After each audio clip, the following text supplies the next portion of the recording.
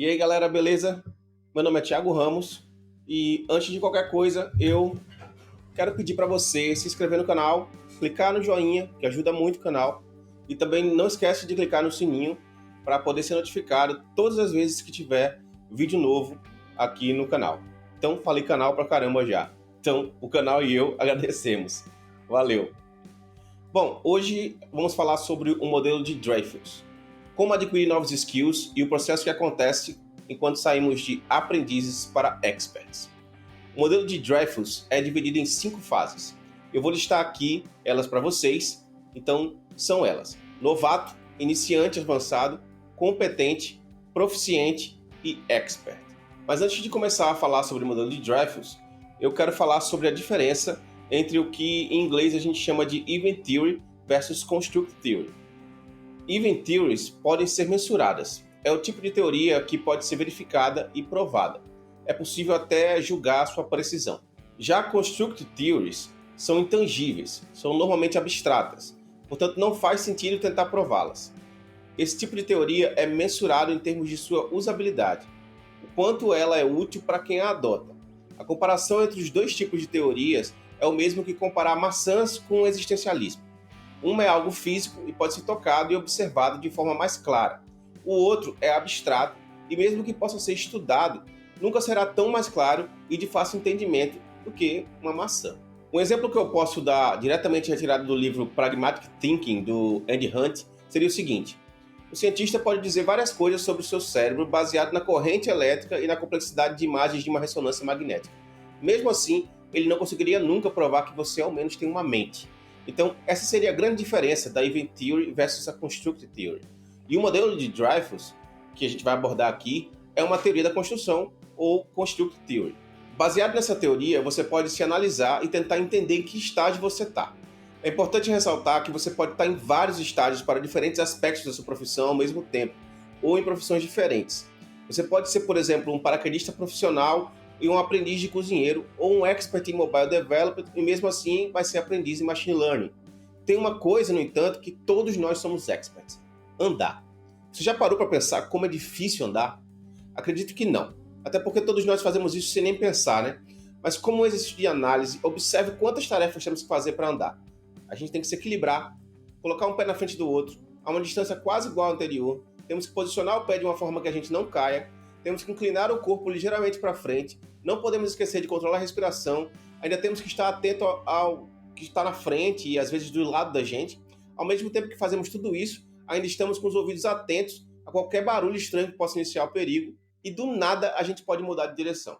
Você percebe o quão difícil que é andar quando você vê um bebê aprendendo. Mas nós não pensamos nisso porque somos todos experts. Um outro exemplo disso é um programador que nunca precisou trabalhar com machine learning. Você pode ser um excelente programador e conseguir fazer sistemas e aplicativos de uma forma quase intuitiva. Porém, pode nem saber por onde começar a estudar machine learning.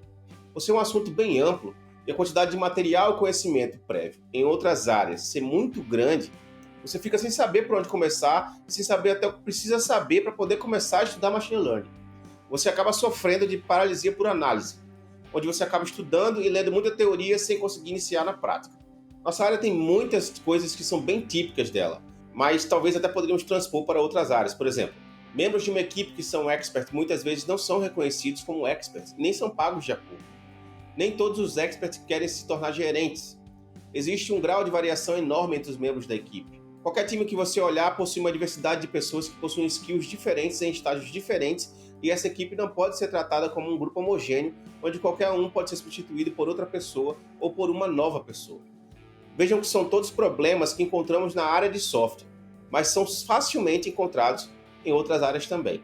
Um profissional expert faz tudo parecer mágica. Nas mãos dele parece ser tudo muito fácil. Chega a ser impressionante a capacidade que ele tem de encontrar a solução, enquanto outros ainda estão pensando sobre o problema. Em outras áreas que não são a de software, é até mais fácil enxergar quando o expert está trabalhando. Pega a música, por exemplo. Qualquer um que já viu de perto um excelente guitarrista tocar uma música extremamente difícil, ou fazer aquele solo que você ficou se debatendo durante semanas para fazer e ainda está tocando errado, sabe muito bem que a sensação que a gente fica depois da apresentação do cara lá que é expert é de que não deve ser tão difícil. Às vezes, ao invés de acharmos que é muito difícil e que esse cara tocando guitarra deve ser um alienígena de outra galáxia, nós acabamos saindo com a impressão de que parece ser muito fácil, muito mais fácil do que imaginávamos. Essa é uma das grandes características de um expert. Ele não faz de um jeito que parece impossível. Pelo contrário, ele faz parecer muito fácil. Ele dá a impressão de que qualquer um poderia fazer.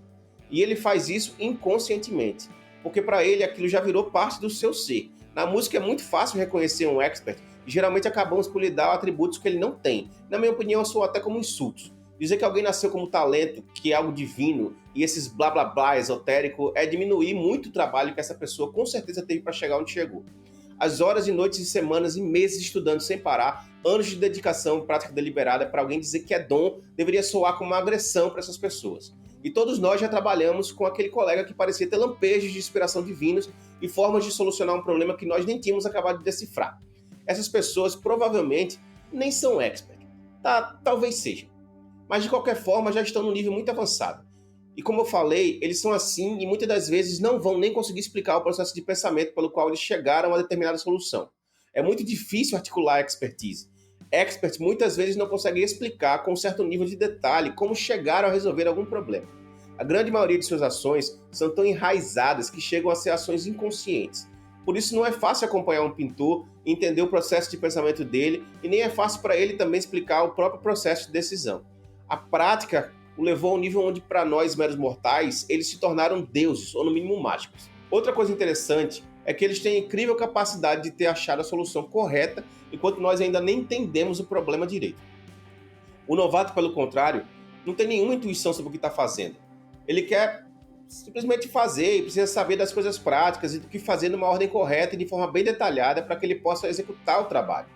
Por isso é importante na nossa área uma equipe de pessoas mais experientes criarem os primeiros arcabouços e práticas de um novo sistema, para que os novatos possam ter um chão onde pisar e um método para seguir. E é por isso que é muito mais difícil ensinar arquitetura de software do que qualquer outra ciência mais exata.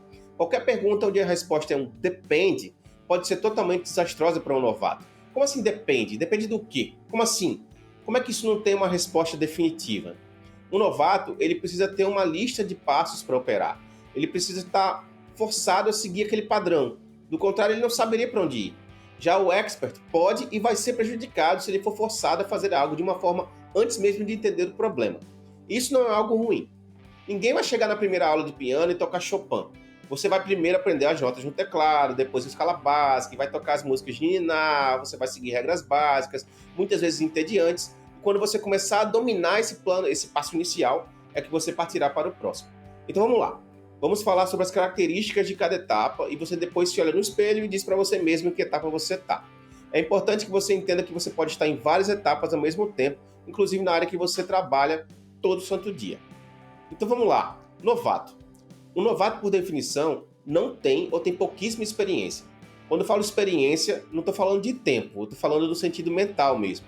Quando praticamos por mais tempo algo, acabamos por modificar nossa forma de pensar e coisas que antes pareciam muito difíceis se tornam intuitivas. Quando eu falo que tempo não importa, o que eu estou querendo dizer é que um developer com 10 anos de experiência pode, na verdade, ter só 1 ano de experiência que se repetir por 9 anos. Um novato, em geral, é muito inseguro sobre a própria habilidade e geralmente não tem certeza se o que está fazendo é o correto ou não. Ele precisa de um guia, ou pelo menos um manual do que fazer. Ele precisa de uma receita de bolo. Outra característica de um novato é que ele quer concluir um objetivo imediato e raramente consegue compreender erros ou decifrar erros que estão acontecendo com seu próprio código. Mas, no entanto, um novato é muito eficaz se ele tiver uma lista detalhada de passos a seguir. Geralmente, ele é muito mais produtivo do que um expert nesse ponto. Eu mesmo trabalhei em uma empresa onde a produtividade era contada baseada em quantas horas um CRUD ficava pronto. E muitas vezes vi gestores parabenizando em voz alta outros funcionários por terem finalizado um CRUD em 4 horas. Por aí você vê. Um problema comum quando você é novato é o fato de que você pode ser bem produtivo enquanto tudo estiver dentro do script, aquele que você está seguindo. Mas no momento que algo inesperado acontece, é comum vermos novatos perdidos sem saber o que fazer. Regras podem fazer você andar bem, mas não vão te levar muito longe. Daí vem o iniciante avançado. Os iniciantes avançados podem quebrar regras. Eles podem tentar testes por eles mesmos, mas eles mesmo assim ainda terão problemas para debugar e solucionar alguns problemas. Um grande problema de iniciantes avançados é que eles não conseguem ver e nem querem ver o big picture. Eles querem informação rápida e querem resolver os problemas. Um exemplo é quando queremos uma informação como, por exemplo, saber o melhor método para chamar em um enumerable para uma situação específica. Quando estamos procurando algo específico em uma documentação, nós não nos preocupamos com a teoria por trás daquilo.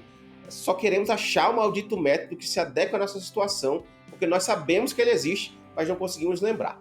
Uma coisa boa de quem está nessa fase é que nessa fase é onde começamos a entender os contextos de forma correta. Conseguimos isso baseado em situações que já passamos no passado.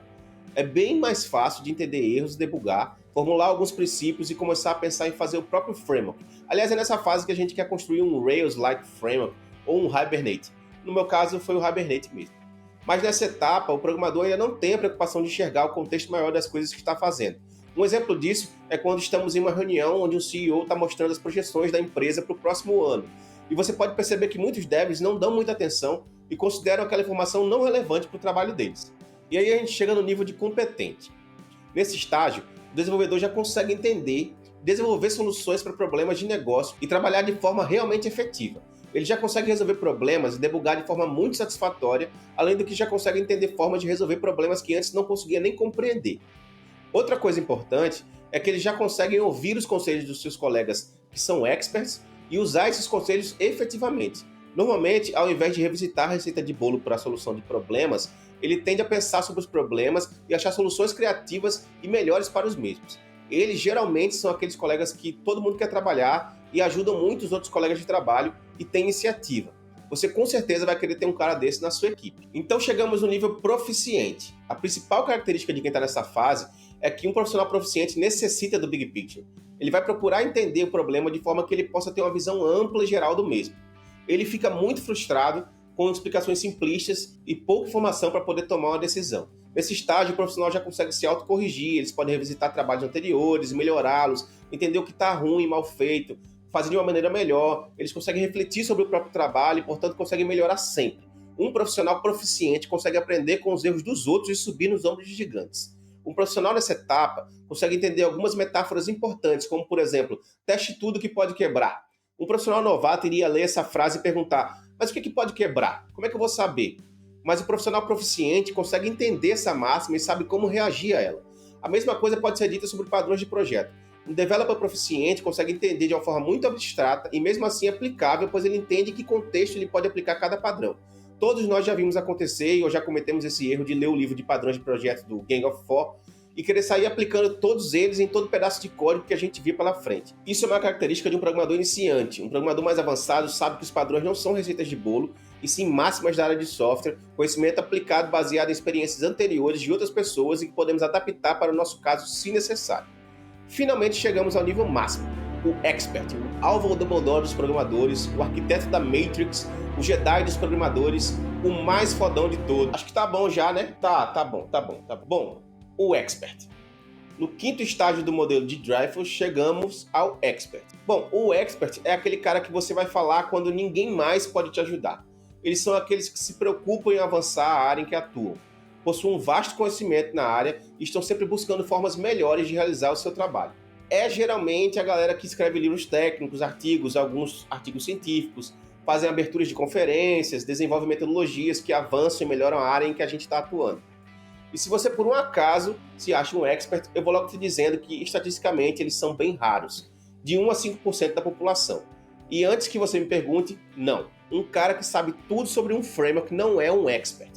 Uma característica comum é que um expert trabalha com intuição. É muito difícil explicar o processo de pensamento, o processo pelo qual um expert chega a alguma solução. Nem ele mesmo consegue explicar. Um exemplo muito característico de um expert é um médico que olha para um paciente que chegou no hospital com dor de cabeça, mas o médico intuitivamente vê algo que não parece certo no semblante do paciente e pede para o mesmo fazer uma série de exames cardiovasculares, porque suspeita que ele possa estar com algum problema de circulação e no final das contas o médico estava certo. Como é que ele conseguiu saber disso? Se você perguntar para ele, ele simplesmente vai dizer que o paciente não parecia ter só uma dor de cabeça. O que acontece é que um expert busca intuitivamente na sua rede de experiências passadas, memórias, hábitos e dicas intuitivas que juntas o alertam para pedir outros exames, mas nem o próprio médico consegue explicar. Um expert chega num ponto onde a sua capacidade se confunde com algo sobrenatural, algo divino, que não é definitivamente terreno. Mas ele e todos os outros sabem que foram muitos anos de prática deliberada e muitos erros para chegar onde chegaram. E embora pareça muito difícil chegar a ser um expert, eu vou continuar tentando. Eu espero que você também faça o mesmo. É isso aí, galera. Espero que você tenha curtido esse episódio sobre o modelo de Dreyfus. Se você chegou até aqui, dá aquela curtida. E se não é inscrito no canal, se inscreve aqui, clica no sininho para receber notificação toda vez que tiver um vídeo novo no canal. A gente se vê. Valeu!